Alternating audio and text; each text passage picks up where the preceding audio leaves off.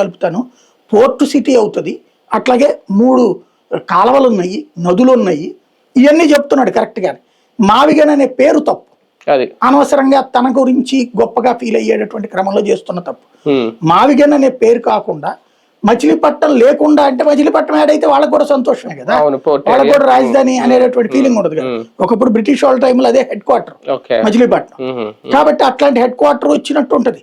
ఇటు Vijayawada commercial capital, ఇటు గుంటూరు అనేటటువంటిది ఇండస్ట్రియల్ క్యాపిటల్. ఓ రకంగా పత్తి మిర్చి ఇవన్నీ ఇక్కడే కదా ఇండస్ట్రీ. కాబట్టి ఈ మూడింటిని కలిపి ఒక నగరం కింద నేను చేస్తాను, ఈ మూడింటిని కలిపి ఒక హైదరాబాద్ లాగా మారుస్తాను, ఒక బెంగళూరులో మారుస్తానన్న నిర్మాణాత్మక ప్రసంగం, నిర్మాణాత్మక ఉపన్యాసం లేదు. వాళ్ళ మాటకి దౌర్జన్యపూరితంగా వాళ్ళు దౌర్జన్యంగా మాట్లాడతారు, ఈయన దౌర్జన్యంగా సమాధానం చెప్తాడు. దీంతో నిర్మాణాత్మకం కాకపోవడం వల్ల ఎవరికి వాళ్ళు ఎదుటోళ్ల పట్ల నెగిటివ్ చేస్తున్నారు, టోటల్ గా రాష్ట్రానికి నాశనం చేస్తున్నారు. మొన్నటి వరకు కొన్ని రోజులు సైలెంట్ గా ఉన్నారు జగన్మోహన్ రెడ్డి గారు స్టార్టింగ్ లో, అంటే ఈ 2 ఏళ్లలో ప్రతిపక్షంలోకి వచ్చాక.